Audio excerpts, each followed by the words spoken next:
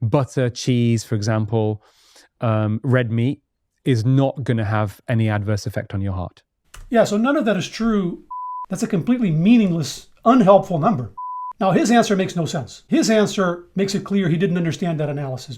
Yeah, I agree with most of that. All solid, the food tips he listed there.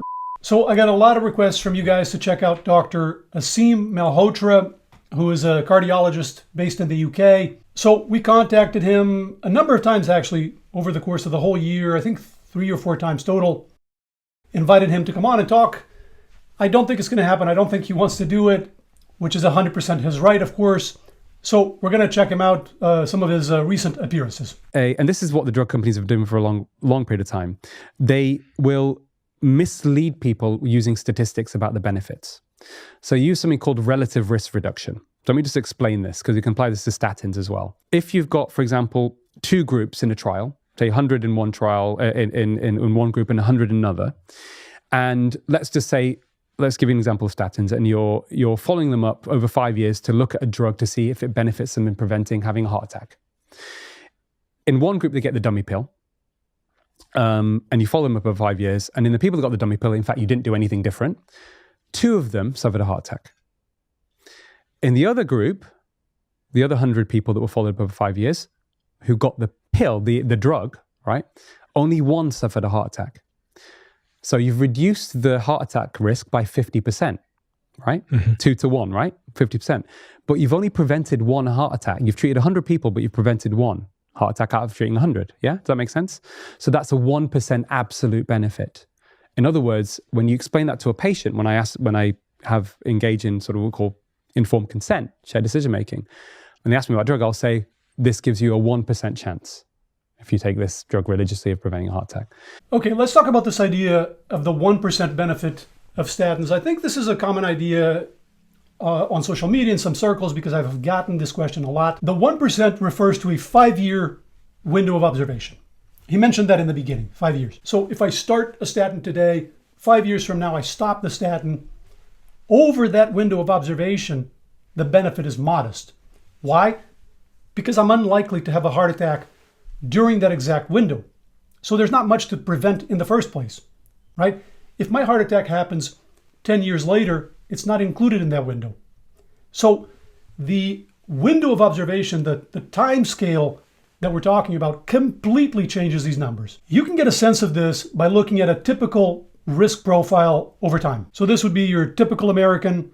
Cholesterol is not great, blood pressure not great, overweight. And you can estimate this for your own numbers. I'll link this below. It's free to use. The red line is the risk of having a heart attack or a stroke. And let's say we start measuring at age 40. Obviously, risk goes up with age. And it's about 31% up to age 80. Well, let's say their starting LDL cholesterol is 120. That's about the average in the US for adults. And let's say we reduce it to 80. So we reduce it by 40 points. First 5 years after the reduction, the benefit is tiny. It's actually showing less than 1%. But you can see that over the lifetime, it keeps increasing. The 2 lines are farther and farther from each other. That's because you're more likely to have a heart attack or a stroke. So the absolute benefit of preventing the exposure keeps getting larger and larger with time. By age 80, it's about a 12%, 13% drop.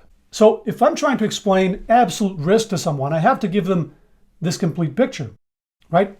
Personalized for their case, because depending on their conditions, this can completely change. It can be much larger, much smaller, right? But I got to show them the full picture and then let them decide based on that. Some people might think that's worth it. Some people might think it's not. That's their call. But I don't just tell them 1%. That's a completely meaningless, unhelpful number. It could be 10 times that. It could be even more. It could be less than 1%. Now, this curve we looked at is if you lower just your LDL cholesterol. But this person, as we said, has more risk factors. They also had high blood pressure and other things, the typical American. So if you lower your LDL and you lower your blood pressure by 20 points, now it's 22% lower instead of 12%. So there's lots of room for improvement is the bottom line, but you see that over time. And notice that over 5 years, the benefit still seems tiny. It's still less than 1%. So I fixed my cholesterol, I fixed my blood pressure, my lifetime risk dropped from 30% to 9%. Huge drop. But over 5 years, it still seems like a joke. So this is the realization. You see these benefits over time because it's a chronic disease. That's always how this works. So we got to be really careful with how we communicate these things because we don't want to discourage people from controlling their risk factors for chronic disease, right? Especially the number one cause of death. If you've not had a heart attack, forget about high cholesterol for a second, right? This applies to everybody. If you've not had a heart attack or you have not been diagnosed with severe blockages, right? You've not got that, right? And you would know if you did because you'd get symptoms of chest pain doing exercise. Then the benefit of a statin for you over a 5-year period, at best, is 1 in 100 in preventing you having a non-fatal heart attack, a non-disabling stroke, but will not prolong your life by 1 day. Yeah, if you define a low-risk population, that's essentially what he defined. He ruled out people who have already had a heart attack. If you rule out people who have a lot of blockage in the arteries, you're left with a chunk of the population that is lower risk. And then we follow them for a short period of time, 5 years, short time for a chronic disease. Yeah, their risk during that period is very modest, and therefore the benefit is modest. You're not going to see a lot of heart attacks and deaths avoided because they're unlikely to happen in that period.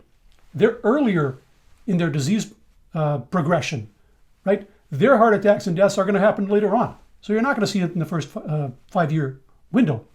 By definition, if we define a lower risk population and a short term of follow-up. So if there's not a lot of events happening, there's not a lot to prevent. There's not a lot of benefit that's observable. This is exactly my case, by the way. So I started lipid-lowering treatment about 2 years ago, give or take. Not for high cholesterol. My cholesterol was not high, but for LPA, which is mainly determined genetically. That's a whole other story. We got videos going over that, the whole rationale. But it has to do with lowering overall risk of an event. Bottom line, I started a rosuvastatin, the lowest dose 5 milligrams, and ezetimibe 10 milligrams. Now, over the next 5 years, what benefit do I expect? Is it 1%? No, it's pretty much 0%. I'm not going to have, realistically, not going to have a heart attack or die of a heart attack in the next 5 years. It's just not going to happen. I'm not on it to avoid an event over the next 5 years. I'm on it to avoid an event in my 70s or in my 80s. That's the strategy in my case, because I'm very low risk over the short term. If I was talking to a cardiologist and we were going over my strategy and they told me, the drug only gives you a 1% chance of avoiding a heart attack over the next 5 years, so I don't know how worth it is.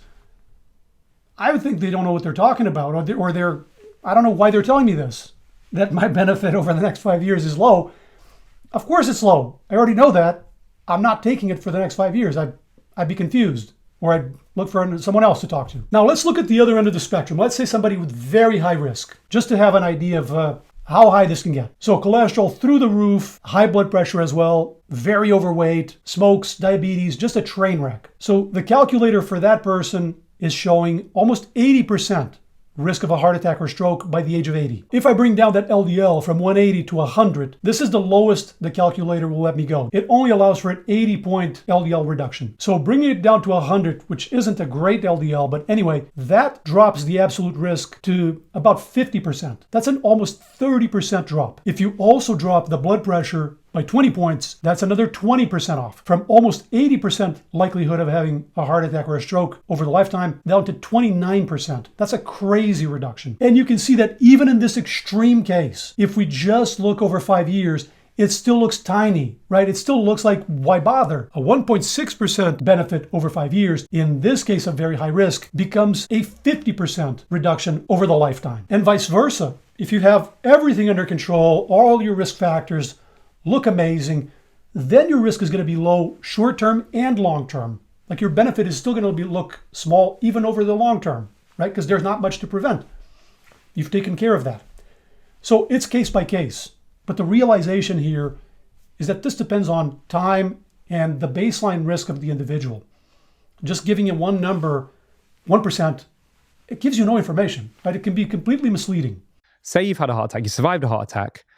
Doctor says, take this drug, and over a 5-year period, how much extra life extension would you hope it would add over that 5 years? You can do it over whatever 20 years, but just say 5 years to start with. How much longer would you hope to live from taking that statin? Okay, so over 5 years, then I'd say maybe a year. Okay, 25% more. Okay, fine. That sounds pretty good. 20% more. Yeah. Okay. Yeah. The actual figure, not disputed, from industry-sponsored trials, right? 4.2 days.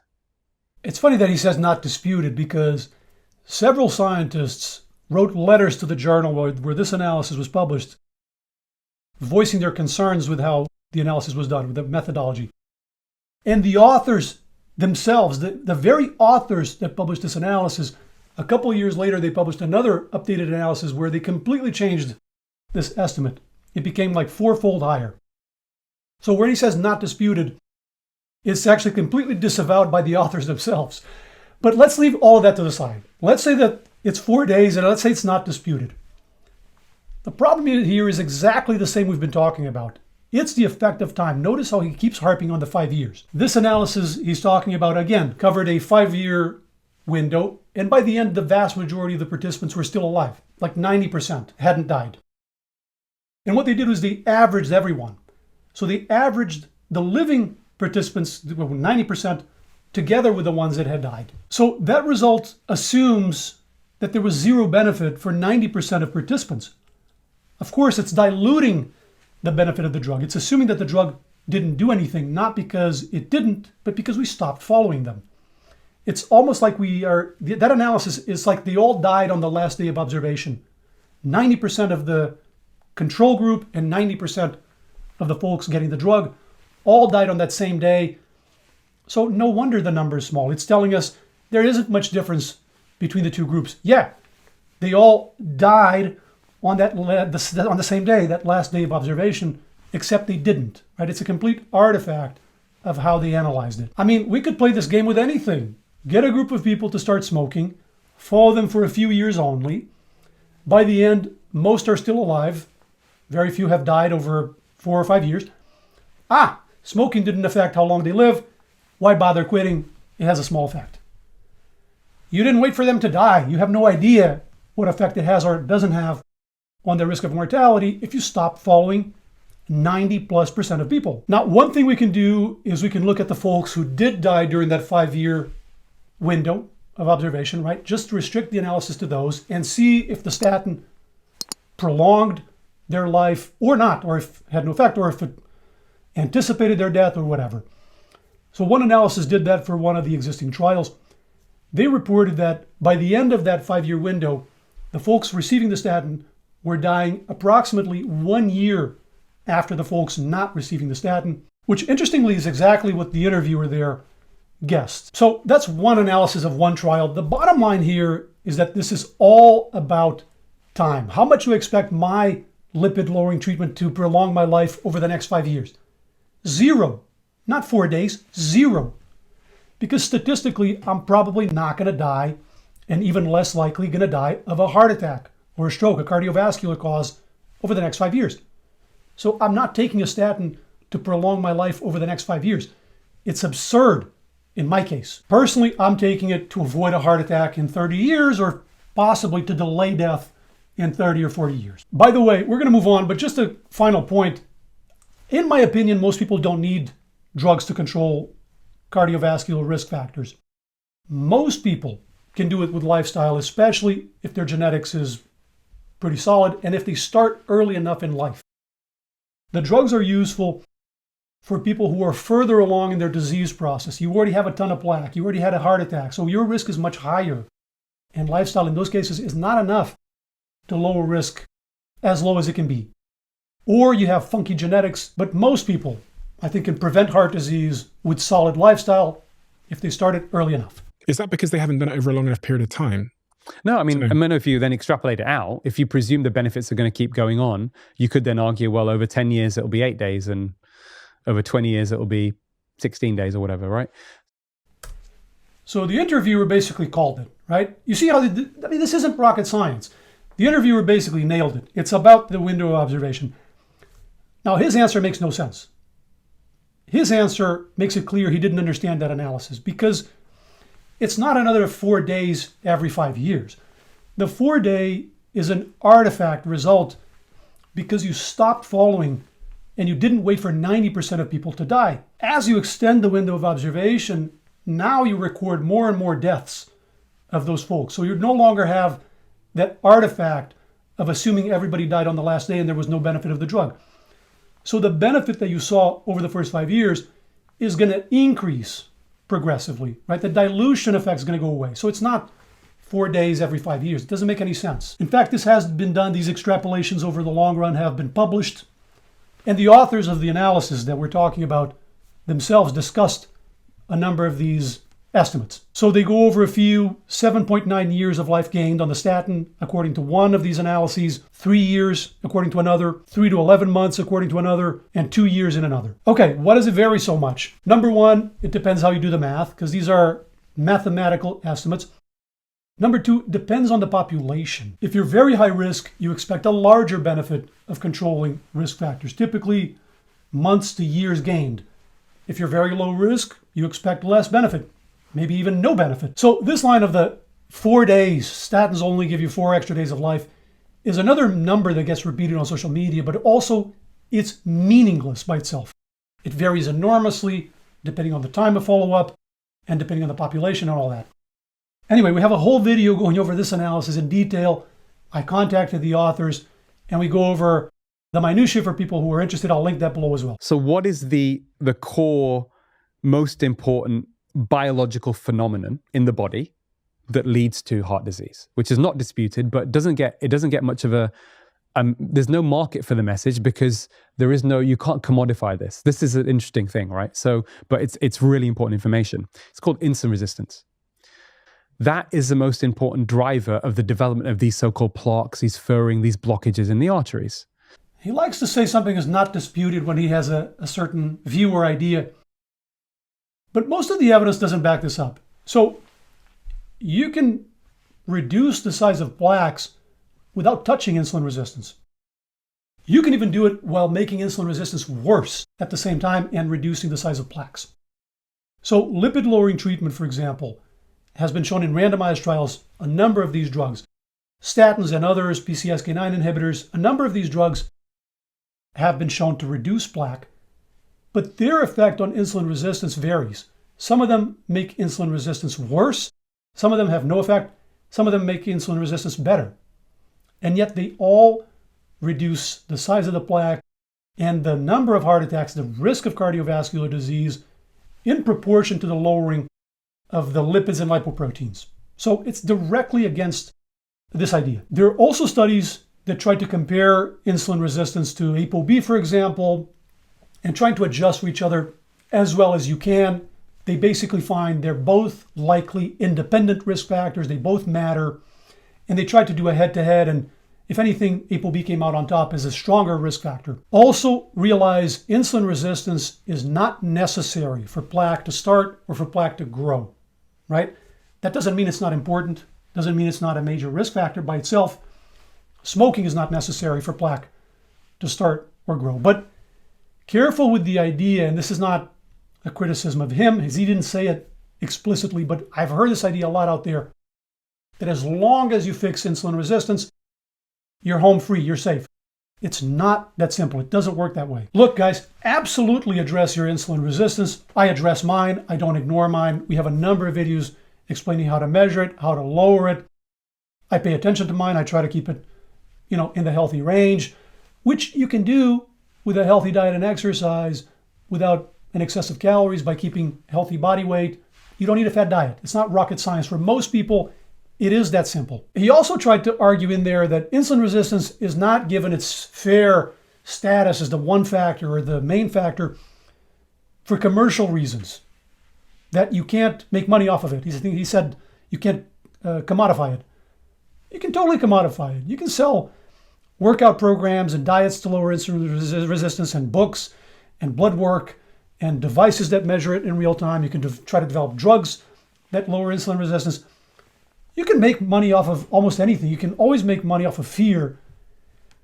The reason that most professional medical societies and most specialists in this field are not telling everyone that insulin resistance is the top factor, or the one factor, is that we don't have the same standard of evidence and the same level of confidence for insulin resistance as we do for things like blood pressure or glucose levels, mainly because you can't run a randomized trial and fix insulin resistance specifically.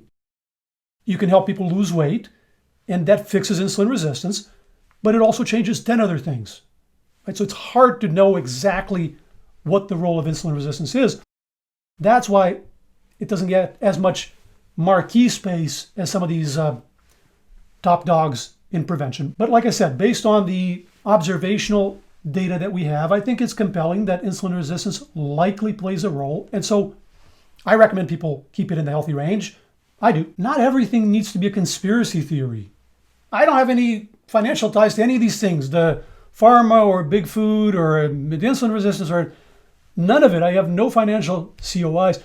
I take a statin because the data is overwhelming, and I address my insulin resistance because I think the data is suggestive enough of that. We don't need a conspiracy theory for everything. Come on. It's often a red flag when people use conspiracy thinking instead of evidence. It's a good idea to get your guard up when you see that, because it often means the evidence is not there and they don't have that level of argument, so they go to appeal to conspiracy. When we talk about sugar, we're talking about World Health. The word they use is free sugar. So that means this sort of sugar added, right, to foods, but it also includes fruit juice, honey, and syrups. Same effect on your body. Whole fruit is fine, but if you think about it, that's good. So he's making a clear distinction here between added refined sugars. I don't know if you saw that, but they're pouring like out of a packet of white table sugar. They're pouring like spoons to give an example of something. So he's clearly distinguishing between that and whole fruit, like an apple or a pear or something like that. When you see influencers telling you that sugar is a problem, so therefore be afraid of fruit, avoid fruit, run for your life. That's someone who has no idea what they're talking about. So I always like to see this distinction.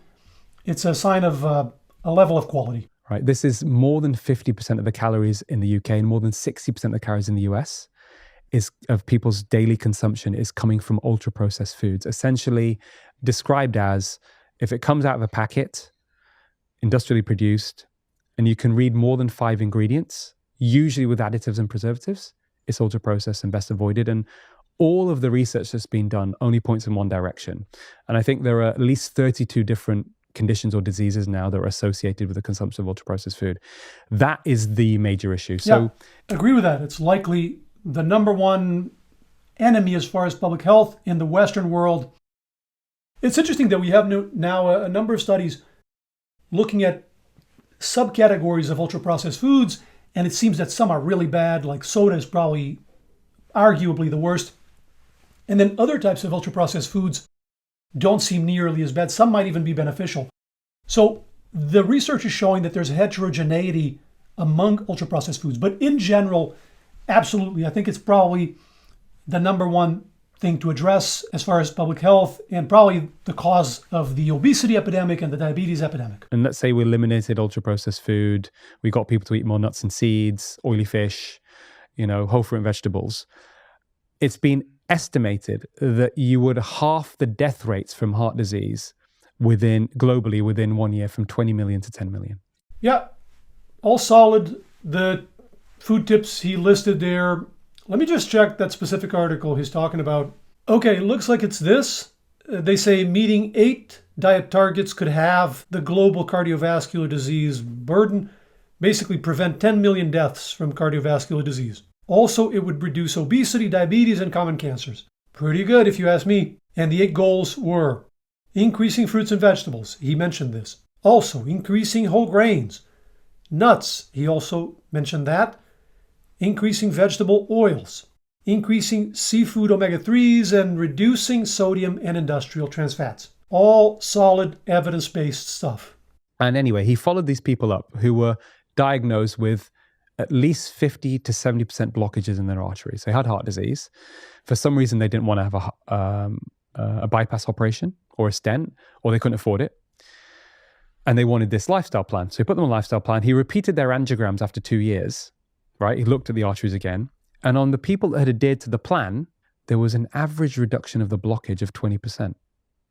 70% became 50, 50 became 30. This is unheard of. If you ask any cardiologist, can heart disease be reversed? Saying, no, I've never even seen it. It's not possible, right? But he showed this to be the case.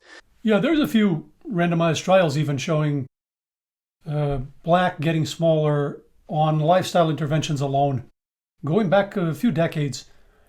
Now, the magnitude of the regression of the shrinkage of the plaque, that's more up for grabs. But the fact that you can reduce plaque with lifestyle, it's been shown many times in randomized trials with diet, with exercise, with interventions like that. You know, he published this data in what we call an observational study. It wasn't what we call a randomized trial where it was just more rigorously done. And he said, why have you not done the randomized trial? I said, I have, years ago.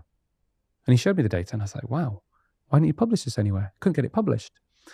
He invited, and I could be wrong about it. It was a senior cardiology society. Can't remember if it was the American Heart Association, but it was a senior cardiology society in America. He invited them to India so he could present his data. He presented his data to them, and they basically thought it was fascinating. But in between the lines, they said to him, you know, we can't publish this because it will affect our stent business.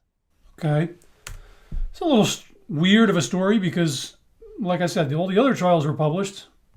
Warnish published his trial suggesting at least reduction of plaque with lifestyle. He published it in the Lancet. You can't get more visibility in medicine than that. So it's a little weird. They're trying to block this one dude from publishing. All the other 6 or 7 trials are okay. Maybe. And okay, so I would say, whole fruit and vegetables, ideally, a mixture of low sugar fruits, if you can, ideally, berries, mixed berries, for example. If you can get at least 5 to 7 portions in, that's great. The foods that are thought, so the anti-inflammatory foods that have got a reasonable body of evidence behind them are things like extra virgin olive oil is your base fat, okay? Nuts and seeds, tree nuts, almonds, walnuts, hazelnuts, for example. Oily fish at least a couple of times a week, right? And then I would say minimizing, the starch and the sugar. Yeah, I agree with most of that. I would worry about the refined sugars, the added sugars, right? I'm not worried particularly about starch itself. If someone is having some sweet potato with the rest of their diet, sweet potato has a lot of starch, but that doesn't worry me. I'm more concerned about soda or candy in excess, not starch from a whole food like that. But yeah. Saturated fat in the diet isn't a problem. I busted that myth. So butter, cheese, for example, red meat is not going to have any adverse effect on your heart. Yeah, so none of that is true. When we compare saturated fat to healthier fats, so your unsaturated monos or polys, so that's your olive oil, your fatty fish, seafood, nuts and seeds, we see lower risk of heart disease, events like heart attacks, and even lower risk of mortality on the healthy fats. In a number of large studies, hundreds of thousands of people followed over decades, and it's not a small effect. It's been reported 25% lower cardiovascular risk for each 5% of calories swapped from saturated to polyunsaturated. So walnuts, fatty fish, things like that. And even randomized trials, which are much harder to do because of scale, you can't randomize hundreds of thousands of people for decades. So they're shorter and they're smaller in scale. But even there's 14 or so randomized trials looking at this question. And you combine them and you see a lower risk of heart disease overall when saturated fat is reduced. What often throws people is that it depends what you're comparing the saturated fat to. So this becomes, it's a common talking point and it kind of confuses the public a lot. But basically, if you compare saturated fat to refined carbohydrates, to added sugars, right? Matched for calories, calorie for calorie, you don't see much of a difference in terms of heart disease risk. Very similar, which is ironic because a lot of the people that insist that saturated fat is completely harmless and scientists got it wrong, it's all a hoax, they like to put the blame strictly on the sugars, the added sugars, the refined sugars. But the reality is they're both an issue when eaten in excess. And in fact, when you compare them calorie for calorie, there's not much difference in terms of heart disease risk there. When you compare saturated fat to trans fats, saturated fat even looks protective, right? Looks better than trans fats. It's only when we compare saturated fat to a healthier alternative. So your healthy fats, to some extent, whole carbohydrates, unprocessed, that you see the difference. Lower risk of heart disease on these alternatives. There's a number of other frequently asked questions. So people ask about specific trials from the 60s and the 70s, the Minnesota trial, the Sydney trial. We have 3 or 4 videos going over those in detail, going over all the evidence and all the issues. Real quick, those trials involve trans fats, so there's an issue there. Also, the Minnesota trial was interrupted long before it was supposed to finish. They lost their participants long before the projected end of the follow-up. And so they found no difference between the two groups, no significant difference, but they weren't really able to test any hypothesis because they weren't able to follow them long enough. And even when we take the Sydney trial, which did run to completion, and we include it in the meta-analysis, we put it together with all the other trials, we still see a benefit of reducing saturated fat overall. Exactly the same story for butter and red meat. You see a difference when you compare it to something healthier. If you compare butter to olive oil, for example, many studies have shown lower risk of cardiovascular disease, even lower risk of mortality. That doesn't mean that if you have some butter in your diet or if you eat a steak once in a while, you're killing yourself. It's not like that. It's about the amount, right? But this idea that butter is completely harmless, scientists got it wrong, and you can lather butter on everything and you're fine, that's a fantasy. We'd all like to believe it. Unfortunately, not supported by scientific evidence. All of this is for heart disease, which has been covered many times. We have a lot of videos covering this. Many others have broken this down on social media. What's less often covered is the effect of saturated fat on insulin resistance. That's its thing, right? So insulin resistance is the one factor for heart disease. Well, there's a compelling body of evidence suggesting that saturated fat is not the best for insulin resistance either. Meta-analysis of 102 randomized controlled trials replacing saturated fat with polyunsaturated fats. So again, that's your walnuts and your fatty fish and some liquid oils, calorie for calorie. So matched for calories, significantly lowered glucose, hemoglobin A1C, C-peptide, and HOMA. HOMA is a measure of insulin resistance. Now, don't get me wrong, it's not as simple as saturated fat bad. Sometimes we get into these straw man and then it's not really helpful. There's nuance. Chocolate has a lot of saturated fat, but it's stearic acid. It's a specific fatty acid that is kind of a loophole. It doesn't raise cholesterol, not linked to higher risk of heart disease. Medium chain triglycerides, MCTs, in MCT oil, right? Those are saturated, but they're smaller. They also don't cause these issues. It's the specific fatty acids, 12, 14, 16 carbons, the lauric, the myristic, the palmitic, that are pretty high in butter and fatty red meats that have this concern. Yeah, this stuff has been covered so many times, and I wish we could have this conversation face to face because I would ask him specifically about these studies when he says something like this, that it's been all debunked. And what I want to know is what are his concerns or his questions? What studies is he familiar with? That's a much more interesting conversation. But yeah. We've got a worsening mental health crisis. We've got less trust in government. One of the ways societies progress is people being able to trust each other by people not being afraid to speak the truth. Okay, but how do you know what's true? That's the problem we're grappling with as a society, right?